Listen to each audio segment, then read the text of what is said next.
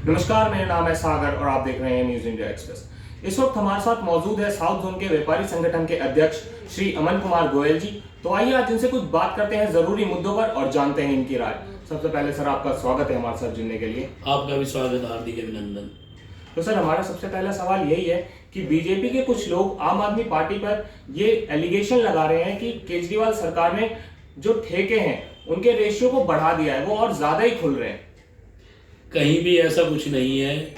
Bharatiya Janata party झूठ और फरेब की राजनीति करती है, अनर्गल प्रचार करती है। आप देख रहे हैं किस तरीके से भारतीय जनता पार्टी बिना काम किए किस तरीके से कोरोना में लोगों को कोई सुविधा नहीं दिला पाई, लोगों को उनके घर तक नहीं पहुंचा पाई, लेकिन झूठा श्रेय लेने के लिए वो आज भी उनकी पार्टी करती रहती है। आम आदमी पार्टी ने कहीं कोई ठेकों की संख्या नहीं बढ़ाई है।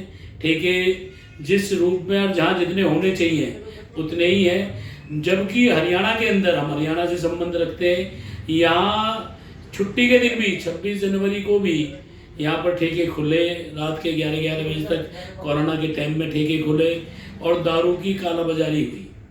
अगर कालाबाजारी करने के लिए अगर कोई स्टेट है वो एकमात्र है हरियाणा, जिसके अंदर दारू की कालाबाजारी होती है। आप यहाँ देख सकते हो कदम कदम पे ठेके 5 स्टार की तरह खुल गए हैं।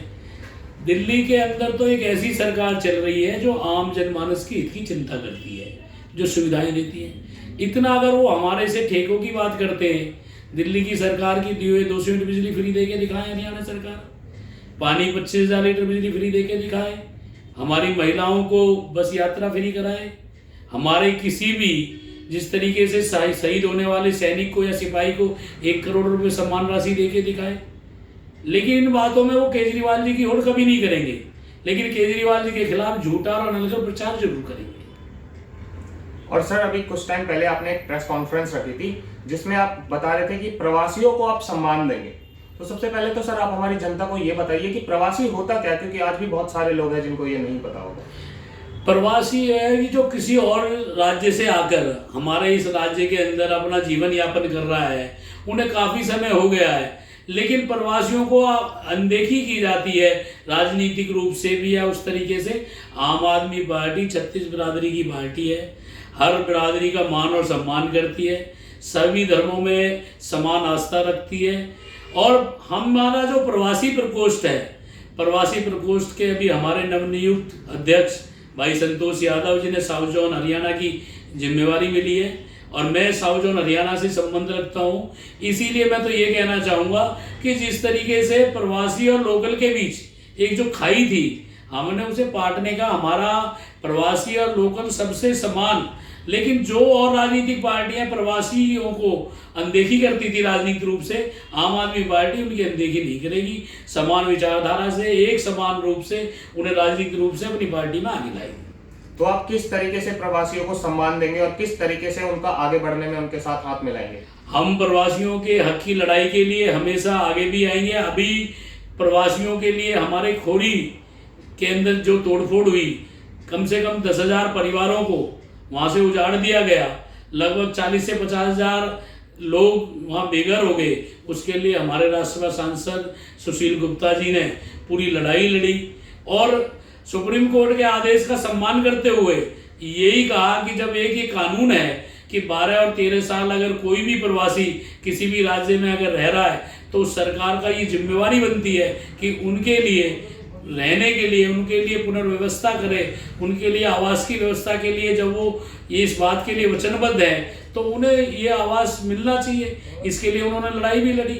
अगर फॉरेस्ट एरिया के अंदर अगर उन्हें, और जिस भी ने उन्हें गलत तरीके से वहाँ बसाया है, जिनने उनसे पैसे लेकर उन्हें ज़मीन दी, उनके मकान बने, प्रशासन की बिना मिली भगत के पूरे जिले के अंदर एक ईंट नहीं लग सकती, तो कैसे वहाँ 10-12 हज़ार मकान बन गए। अब मैं इसी को कहना चाहता हूँ कि ये सरकार पूर्ण रूप से, चाहे कांग्रेस रही हो चाहे बाद में भाजपा आ गई, ये दोनों पार्टियाँ, प्रशासन इनका ठीक नहीं है। ये ना तो किसी इनके, आप कभी देख लो अवैध निर्माण जोरों पे है, एक गरीब आदमी की 2 फुट का छज्जा नहीं डाल सकता और सरकारी जमीनों में बिल्डिंगें बन रही हैं। तो ये इनका ये मिलीभगत की सरकार है। ये आम जनमानस के एक समान कोई भी काम नहीं करती। और सर अभी जो हिजाब वाला मामला सामने आया है जिसके ऊपर काफी चर्चाएं चल रही है, उसके बारे में आपका क्या कहना है? मैं उसके बारे में तो ये कहूँगा कि स्कूल में राजनीति ना करें। कोई भी धर्म या कोई भी पार्टी अगर इसमें राजनीति करने आ जाएंगे तो बच्चों का भविष्य खतरे में पड़ जाएगा। हमें बच्चों के पढ़ाई और भविष्य को ध्यान में रखते हुए जिस तरीके से स्कूलों का ड्रेसिंग कोड रहा है उसी को बरकरार रखना चाहिए। या इसमें स्कूलों को भी, स्कूल के जो भी संस्थापक या संस्थाएं हैं वो इस तरह की ड्रेसिंग कोड बनाए कि जिस तरीके से फूटता ना झलके और दोनों धर्म में एक तरह की किसी भी तरह का भी इस तरह का मतभेद या मनभेद ना हो। यही कहना चाहूँगा कि स्कूल स्तर पर राजनीति नहीं होनी चाहिए।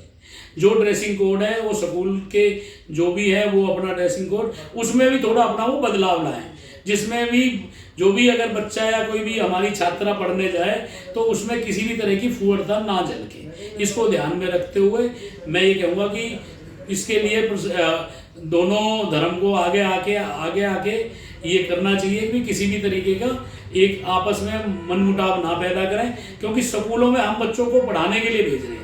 बच्चे वहाँ पढ़ें और अपना भविष्य तय करें, वो इस राजनीति में ना आए कि हिजाब या विश्व हिंदू परिषद वाले कुछ और ड्रेसिंग कोड लाएंगे, तो ये गलत होगा।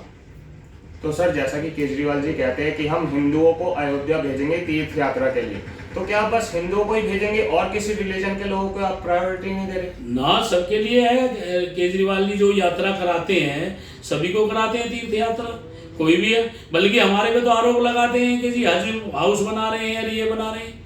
हम तो सब धर्म के लिए समान सुविधा देते हैं। अगर 200 यूनिट बिजली फ्री केजरीवाल जी देते हैं वो खाली हिंदुओं को थोड़ी देते हैं। नहीं सर, बट तीर्थ यात्रा की बात कर रहे हैं। तीर्थ यात्रा में सब हमारे पे तो आरोप लगते रहते हैं कि भाई हम हज बनवा रहे हैं, हम ये कर रहे हैं, हज हाउस, जबकि वक्फ बोर्ड के पास इतना पैसा खुद है कि वो अपने आप में संपन्न है, वो बना सकते हैं और बना रहे हैं। और हम तो जो भी तीर्थ यात्रा, देखो राम मंदिर जाने के लिए कोई एक भारतीय जनता पार्टी या विश्व हिंदू परिषद या आरएसएस कोई हक थोड़ी है। इसमें अरविंद केजरीवाल जी भी जाएंगे, आम आदमी पार्टी के सभी लोग जाते हैं, हम अयोध्या भी जाएंगे, सारे धर्मों में जाते हैं, हर जगह हमारी आस्था है, गुरुद्वारे भी जाते हैं, गिरजाघर हर जगह जाते हैं। क्या हो गया इसमें?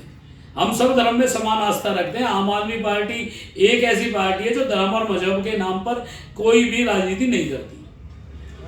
सर आपका कोई ऐसा संदेश जो आप हमारे चैनल के माध्यम से इस क्षेत्र की जनता को देना चाहें? मैं इस क्षेत्र की जनता को ये देना चाहता हूँ संदेश की नगर निगम चुनाव सर पर आ चुके हैं और नगर निगम जो फरीदाबाद का भ्रष्टाचार का अड्डा बन चुका है, जहाँ पर बिना काम के 200 करोड़ के बिल पास हो जाते हैं, एक ऐसे नगर निगम में ऐसे लोगों को पार्षद बनाकर भेजें, एक ऐसी साफ छवि के पार्टी के लोगों को पार्षद चुने जो इस नगर निगम की हालत को सुधारें। जिस तरीके से दिल्ली के अंदर अरविंद केजरीवाल जी ने एक अच्छी सरकार बनाई, उसी तरीके से हमें चाहिए कि अच्छा नगर निगम बने, आम लोग इसमें चुनकर आए। इसमें ये ना हो कि जी भ्रष्टाचारी बार बार इसमें बनते रहे। आम आदमी पार्टी का ये ध्येय है कि आम आदमी इसमें चुनकर आए, आम आदमी पार्षद बने, आम जनता के बीच से चुना हुआ वो भाई आए जिसको आम जनमानस की दुख दर्द के बारे में उसको अच्छी तरीके से पता हो और वो उनके दुख दर्द की चिंता कर सकता हो। इसी को संदेश देना चाहता हूँ कि आम आदमी पार्टी एक ऐसी पार्टी है समूचे भारत के अंदर जो जनमानस के हित की चिंता करती है, जो टैक्स के पैसा लेकर उस जनता को सुविधाओं के रूप में बिजली, पानी और स्वास्थ्य के रूप में अच्छे हॉस्पिटल, अच्छे स्कूल और हमारे शहीदों को सम्मान राशि देती है। तो ऐसी सरकार चुने, नगर निगम में भी चुने, भविष्य में जब विधानसभा चुनाव हो तो हमारे आम आदमी पार्टी के विधायक चुने। आप देख रहे हो कि निश्चित तौर पे पंजाब में आम आदमी पार्टी की सरकार बनेगी और आम आदमी पार्टी की सरकार बनेगी, उसका बनने का मुख्य कारण हमारा दिल्ली मॉडल है जो पूरे देश के अंदर ये दिल्ली मॉडल लागू होगा। आज पंजाब में होगा, फिर आगे और राज्यों में होगा। हम तो ये कहना चाहते हैं कि जिस जनता ने अपने गाढ़े खून पसीने की कमाई से एक एक सुई से लेके हवाई जहाज तक खरीदने में हमें टैक्स के रूप में उस सरकार को पैसे दिए और उस सरकार की जिम्मेवारी और दायित्व बनता है कि आम जनमानस को, जो कम मतलब मध्यम वर्ग के लोग हैं, नीचे तबके के लोग हैं, 10 और 12 हज़ार की नौकरी करने वाला हमारा साथी और भाई है, उसको सुविधाएं मिले, चाहे वो 200 यूनिट 300 यूनिट बिजली फ्री के रूप में मिले, चाहे अच्छे स्कूलों में। आज आम जनमानस के आगे ये चिंता है, 10,000 की नौकरी करने वाला प्राइवेट स्कूल में अपने बच्चों को नहीं पढ़ा पाता, तो उसके लिए सरकारी स्कूल प्राइवेट स्कूल से बेहतर हो। एक बुजुर्ग आज अपने माँ बाप का इलाज अच्छे हॉस्पिटल में नहीं करा सकता, तो उस 10-12 हज़ार की नौकरी करने वाले के लिए भी अच्छे अस्पताल बने। आप दिल्ली की सड़क पर, भगवान ना करे, हिंदुस्तान के किसी भी नौजवान साथी, बुजुर्ग और माता या बहन को अगर कोई चोट लग जाए, कोई एक्सीडेंट हो जाए, वो अपने प्राइवेट स्कूल में, प्राइवेट अस्पताल में या सरकारी में किसी में भी अपना इलाज कराए, उस इलाज का 1 रुपये से चाहे 100 करोड़ तक का भी अगर खर्चा आता है तो दिल्ली सरकार उसे उठाती है। एक ऐसी सरकार में संदेश देना चाहता हूँ जो आप लोगों की चिंता करती है, एक ऐसी सरकार जो भ्रष्टाचार से मुक्त है, एक ऐसी सरकार जो ईमानदार है, जो एक ऐसी सरकार जो इतनी सुविधाएं देती है। और सरकारें मूक दर्शक बन के बैठी हैं कि किस तरीके से केजरीवाल जी बिजली फ्री देते हैं, और एक ऐसी सरकार दिल्ली में जो घाटे में नहीं है, एक ऐसी सरकार जिसपे 1 रुपया कर्जा नहीं है। तो मेरा फरीदाबाद वासियों को और क्षेत्रवासियों को आपके चैनल के माध्यम से ये संदेश है कि ऐसी सरकार, आम आदमी पार्टी की सरकार चुने। केजरीवाल जी की नीतियों को ध्यान में रखते हुए, दिल्ली आदर्श को ध्यान में रखते हुए, हमारे राज्यसभा सांसद सुशील गुप्ता जी जिस तरीके से समूचे हरियाणा में घूमकर अलग जगा रहे हैं, आम जनमानस के बीच जा रहे हैं, इसको ध्यान में रखते हुए आम आदमी पार्टी के उम्मीदवार को चुने, पार्षद बनाए, विधायक बनाए, एक अच्छी सरकार चुने। जय हिंद। बहुत बहुत धन्यवाद सर आपका। धन्यवाद। तो देखा, जैसा कि श्री अमन कुमार गोयल जी ने कहा कि आम आदमी पार्टी 36 बिरादरी की सरकार है जो किसी भी धर्म या मजहब में भेदभाव नहीं करती। और जैसा कि केजरीवाल जी दिल्ली मॉडल पे काम कर रहे हैं, वैसा ही काम यहाँ पे एमसीएफ के मॉडल में भी होगा, और एमसीएफ में चल रहे भ्रष्टाचार को खत्म करे और आम आदमी पार्टी सरकार को यहाँ पे जिताए, ऐसा श्री अमन कुमार गोयल जी का कहना है। तो धन्यवाद, बने रहिए हमारे साथ और देखते रहिए न्यूज़ इंडिया एक्सप्रेस।